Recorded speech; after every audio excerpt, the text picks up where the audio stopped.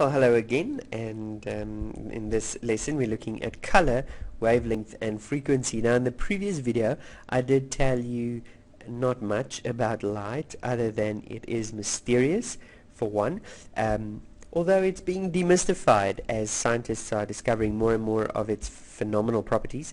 And one of the properties we looked at was that it has wave-like properties, in that there's wavelengths, velocity, wavelengths. Let me write that down. We have the velocity, we have wavelengths, and we have frequency.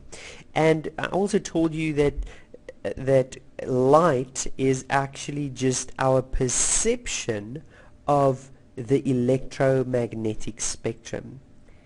So this is the visible spectrum, of the electromagnetic spectrum. And there's more of this spectrum, more waves that we can't perceive with our eyes. I mentioned that. But the visible spectrum that we do perceive is in fact colors.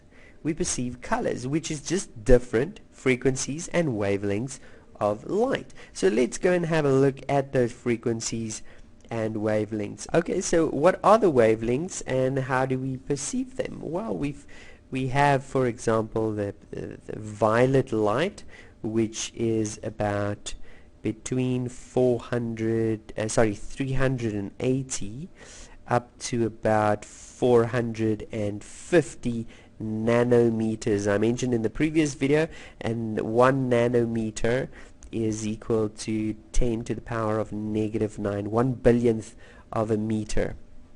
Okay, and then we have the blue. Okay, so from here to about there we have blue, and blue is at from about 450 to about 490. Okay, I did that a bit far. Okay, 450, let's put it there. 450 to about 490, that is blue. Then after blue we get green. Okay, and green goes up to about here. From about 490 we go to about 570. Okay, so to about 570, that would be the green portion of the visible light. And then up to about there we have, that's about 590. We have yellow. Okay, and then we have, after yellow we have orange.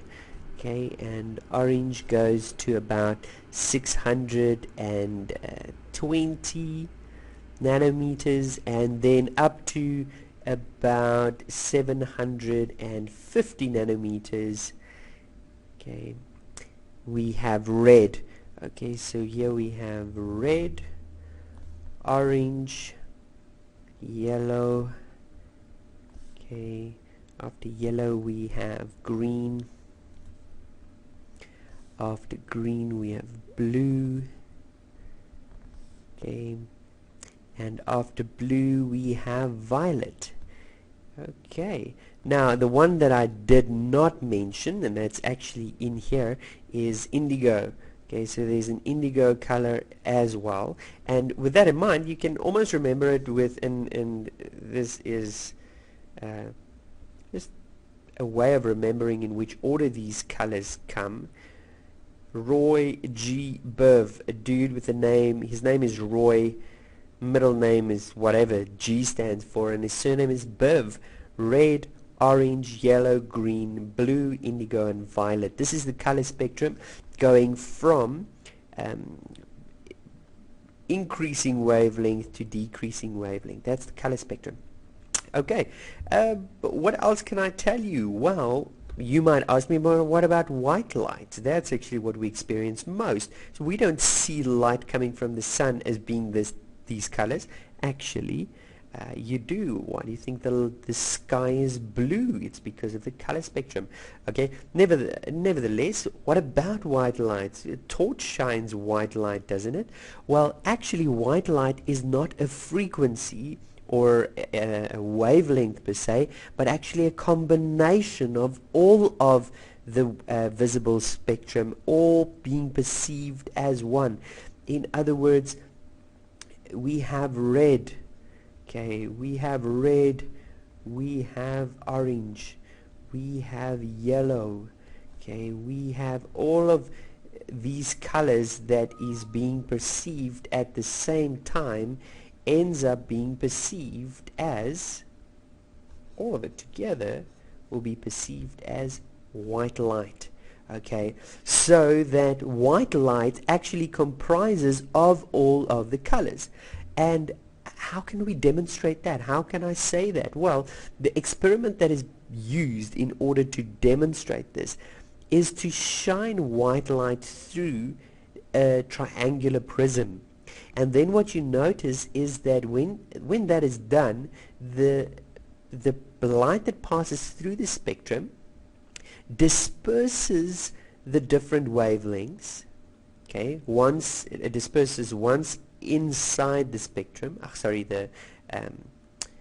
the prism, and once outside the prism. Again, I'll explain that in the next video, the dispersion of white light. And then when it's eventually shined on some sort of whatever you want to shine it on, then we notice that it creates the visible spectrum or the color spectrum. And that is because white light consists of all the colors, and when it is passed through a spectrum, the light is refracted. That means it bends towards the normal being a 90-degree angle with the surface, and when it comes out, it again bends towards the normal.